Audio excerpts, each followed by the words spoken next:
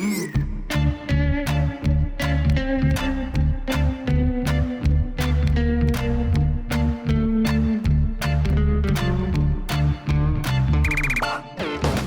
know you're concerned about the ramification of us going back to work. Why is that?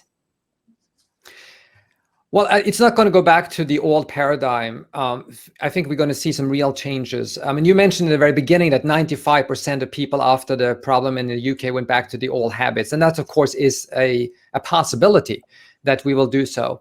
But this change we've been through offers some really great innovations possibilities for us in the way that we work. More specifically, I hope that a lot of companies will consider this thing we call a hybrid work model.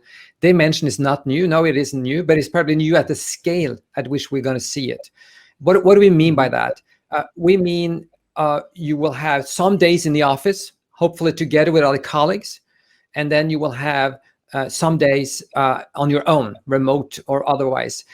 For example, Apple has announced that they're going to be 3 days in the office. They're going to be fixed days, Monday, Tuesday, and Thursday. That's in the news. And then 2 days at home. And many other companies are doing something similar to that. That would be a different model. We can talk about the pluses and minuses of that model. But I think going forward, that's what we're going to see.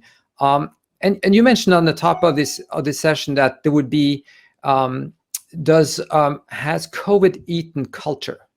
And my answer is not yet, but it could. Because it's hard. You cannot create and sustain culture for Zoom, not for long. And we've been living off an investments pre-pandemic. We had strong teams that went virtual and they maintained their culture through that time, but probably will erode it if we do another 3 years on Zoom, for example. So culture, whichever definition we adopt, is cultivated through social bonding, seeing each other, being in the hallway, chatting, having lunch together, some physical component to our interactions.